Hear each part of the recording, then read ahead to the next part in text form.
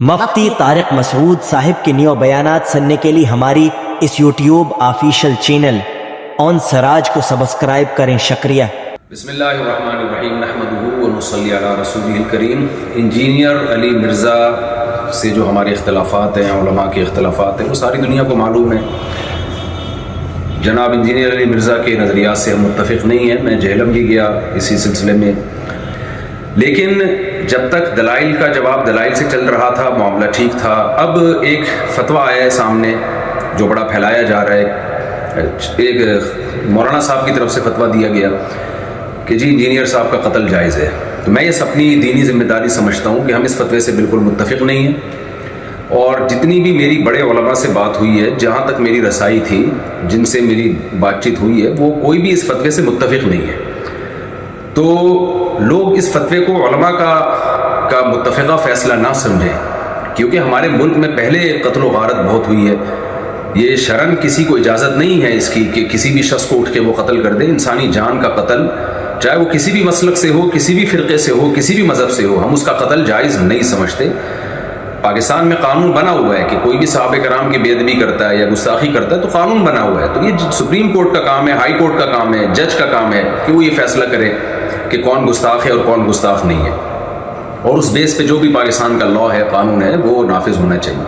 لیکن یہ جو ایک فتویٰ دیا گیا ہے کہ جی اٹھ کے قتل کر دیا جائے، یہ بالکل ٹھیک نہیں ہے. میرے بیسیوں اختلافات ہیں انجینئر علی مرزا سے. میرے کیا، اہل سنت والجماعت کے علماء انجینئر علی مرزا کے عقائد کو درست نہیں سمجھتے، لیکن قتل و غارت کے فتوے دینا، انسانی جان غیر محفوظ ہو جائے ہمارے ملک میں، یہ بالکل جائز نہیں ہے. ہم اس کی پرزور مذمت کرتے ہیں اور اس کو علماء کا فتویٰ نہ سمجھا جائے. ایسا نہ ہو کل کوئی سرپھرا اٹھے اور کسی انسان کو قتل کر دے گستاخی کی بیس پہ، بے ادبی کی بیس پہ.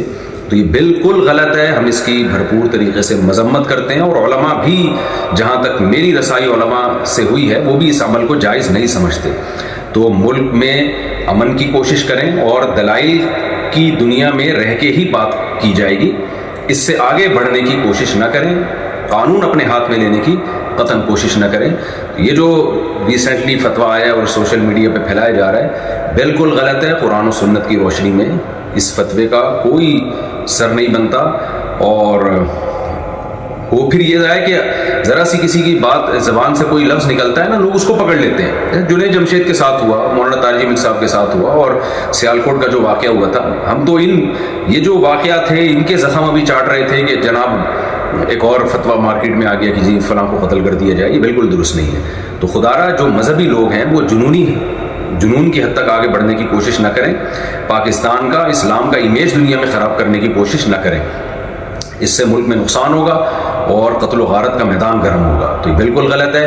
لہذا میں ابھی نیچے آیا ہوں گھر سے اتر کے صرف اس کلپ کو ریکارڈ کروانے کے لیے، کیونکہ مجھے نہیں معلوم تھا کہ اس طرح کا سوشل میڈیا پہ کوئی فتویٰ پھیلایا جا رہا ہے. تو دیگر علماء سے بھی میرا مشورہ ہوا، تو سب کا یہی مشورہ تھا کہ ہمیں فوراً اس کے خلاف ایک بیان ریکارڈ کروانا چاہیے، اس فتوے کے خلاف، کہ یہ علماء کا فیصلہ ہرگز نہیں ہے، نہ قرآن کا ہے، نہ حدیث کا ہے، اور نہ علماء کا فیصلہ ہے. اس سے ملک میں فساد پھیلتا ہے، اور اللہ تعالیٰ فساد پھیلانے والوں کو پسند نہیں کرتے.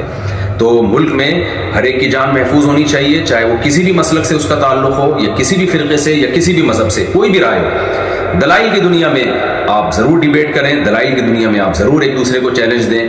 اور اگر آپ سمجھتے ہیں کہ کسی نے کوئی کام ایسا کیا ہے جو آئین کے خلاف ہے، اسلام کے خلاف ہے، تو لا کے ذریعے اس میں پنشمنٹ کی کوشش کی جائے، قانون کا سہارا لیا جائے. جج فیصلہ کرے گا کہ کیا سزا بنتی ہے یا نہیں بنتی.